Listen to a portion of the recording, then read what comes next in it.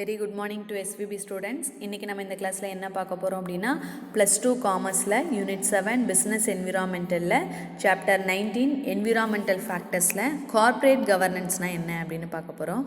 So students பாருங்கள், corporate governance, corporate அப்படின்னா என்ன அப்படின்னா பெருநிறுவன ஆளுகை அப்படின்னு சொல்லுவாங்க.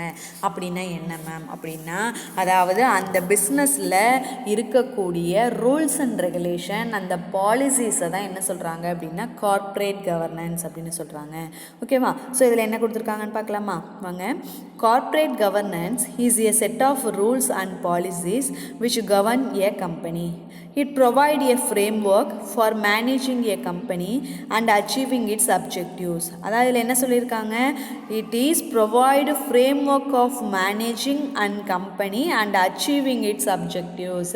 அந்த கம்பெனியோட அப்ஜெக்டிவ்ஸை அச்சீவ் பண்ணுறதுக்காக அந்த கம்பெனி ஃப்ரேம் பண்ணுற ரூல்ஸ் அண்ட் பாலிசிஸை தான் என்ன சொல்கிறாங்க அப்படின்னா கார்ப்பரேட் கவர்னன்ஸ் அப்படின்னு சொல்லியிருக்காங்க. இது எதுக்காக பாருங்கள், it gives guideline for internal control, performance, measurement and corporate disclosure. So இது எதை கைட் பண்ணுது? இன்டர்னல் கண்ட்ரோல் அப்படின்னா என்ன? அந்த பிஸ்னஸுக்குள்ளே இருக்கக்கூடிய கண்ட்ரோலை தான் இன்டர்னல் கண்ட்ரோல் அப்படின்னு சொல்கிறாங்க. அப்போ அந்த இன்டர்னல் கண்ட்ரோல், அதுக்கப்புறம் பார்த்தோம் அப்படின்னா performance of measurement and corporate disclosure, இது எல்லாத்தையும் கைட்லைன் பண்ணக்கூடிய ஒரு விஷயம் தான் கார்ப்பரேட் கவர்னன்ஸ் அப்படின்னு சொல்லியிருக்காங்க. அதுக்கடுத்து பாருங்கள், corporate governance is lays down to the rules and responsibility of the stakeholder of the company, primarily shareholders, the directors and the management. அதாவது இந்த கார்ப்பரேட் கவர்னன்ஸில் இருக்கக்கூடிய அந்த ரூல்ஸ் அண்ட் ரெஸ்பான்சிபிலிட்டி, ரூல்ஸ் அப்படின்னா என்ன? விதிமுறைகள், ரெஸ்பான்சிபிலிட்டி அப்படிங்கிறது பொறுப்புகள். So இங்கே இருக்கக்கூடிய விதிமுறைகளும் பொறுப்புகளும் யாரால் உருவாக்கப்பட்டது, யாருக்காக உருவாக்கப்பட்டது அப்படின்னா ஸ்டேக் ஹோல்டர். இந்த இடத்துல ஸ்டேக் ஹோல்டர்னு கொடுத்துருக்காங்க. அப்படின்னா யார் அப்படின்னா ஷேர் ஹோல்டரை தான் இவங்க என்ன கொடுத்துருக்காங்க அப்படின்னா ஸ்டேக் ஹோல்டர் அப்படின்னு கொடுத்துருக்காங்க. அப்போ யாரால் உருவாக்கப்பட்டது? Stakeholders of the company, primarily to the shareholders, the directors and the management. இவங்களால உருவாக்கப்பட்ட அந்த ரூல்ஸ் அண்ட் ரெகுலேஷன் அப்படின்னு சொல்லியிருக்காங்க. இதில் பாருங்கள், the role of board of director is very important to the corporate governance. இந்த corporate governanceல யார் important ரோலில் இருக்காங்க அப்படின்னா இந்த board of directors தான் அப்படின்னு சொல்லியிருக்காங்க. ஓகேவா? அதுக்கடுத்து பாருங்கள், it is the board that to be provide the guidelines of the company and other stakeholders including employee, customers, suppliers and financier. இந்த corporate governance அப்படிங்கிறது போர்டுக்கோட கைட்லைனுக்கு மட்டும் இல்லை.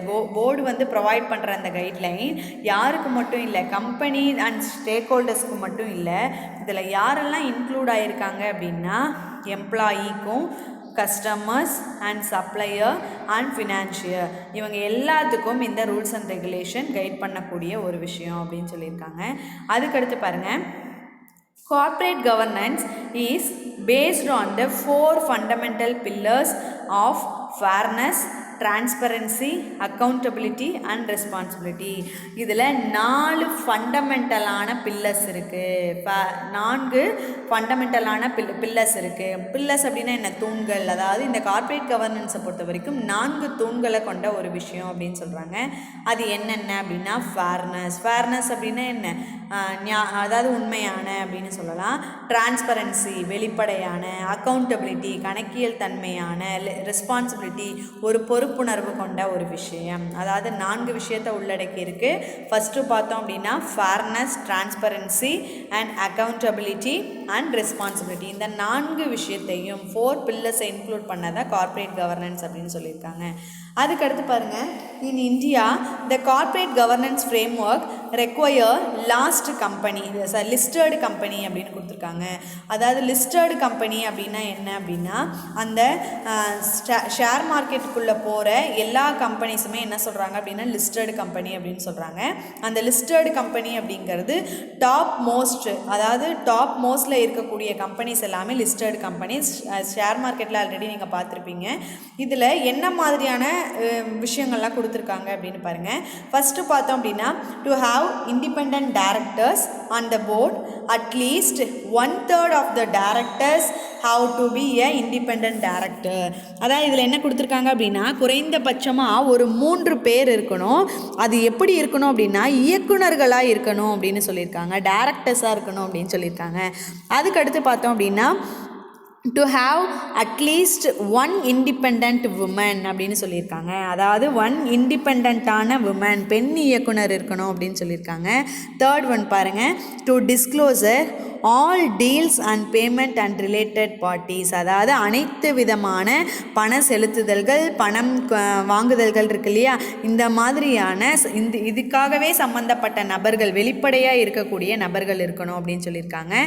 அதுக்கடுத்து பாருங்கள், to disclose a detail in managerial compensation. அதாவது இதில் என்ன சொல்லியிருக்காங்க, ஒரு பொருளாதாரத்தை நட்டையீடு, அதாவது ஒரு பொருளாதார நட்டையீடு சம்பந்தமாக விவரங்கள் வெளிப்படையானதாக இருக்க வேண்டும். ஏதாவது ஒரு ப்ராப்ளம் அப்படிங்கும்போது அந்த ப்ராப்ளத்தை ஃபேஸ் பண்ணக்கூடிய, அதாவது வெளிப்படையாக சொல்லக்கூடிய ஒரு நபராக இருக்கணும் அப்படின்னு சொல்லியிருக்காங்க.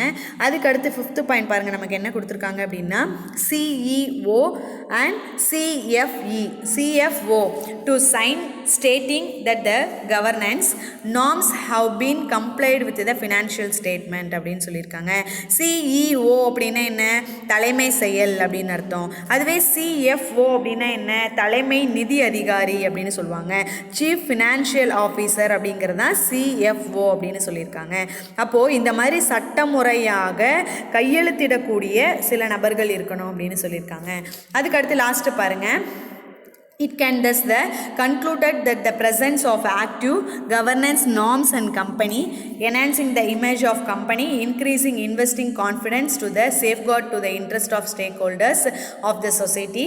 The new norms laid down to the Companies Act 2013 by bringing the transparency in corporate have raised to the governing standard of the Indian companies as per international standard. அதாவது இதில் என்ன சொல்லியிருக்காங்க அப்படின்னா, இந்த விதிமுறைகளை பின்பற்றதுனால, இந்த கார்ப்பரேட் கவர்னன்ஸோட விதிமுறைகளை பின்பற்றதுனால அந்த ஒவ்வொரு பிஸ்னஸுக்குமே மதிப்பு அளவுக்கு அதிகமாக ஆகுது அப்படின்னு சொல்லியிருக்காங்க.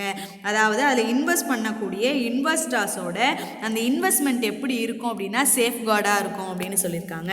இந்த கார்ப்பரேட் கவர்னன்ஸ் யூஸ் பண்ணுறதுனால ஒவ்வொரு பிஸ்னஸோட standard of living, standard of Indian companies இது எப்படி இருக்கும் அப்படின்னா ரைஸ் ஆகும், அவங்களோட குட்வில் ரைஸ் ஆகும் அப்படின்னு சொல்லியிருக்காங்க. ஸோ ஸ்டூடெண்ட்ஸ் பாருங்கள், இன்றைக்கி என்ன பார்த்துருக்கோம் அப்படின்னா கார்ப்பரேட் கவர்னன்ஸ்னால் என்ன அப்படிங்கிறத பார்த்துருக்கோம். ஸோ அடுத்த கிளாஸில் அடுத்து என்ன டாபிக் இருக்குது அப்படின்னு பார்க்கலாம். Thank you students.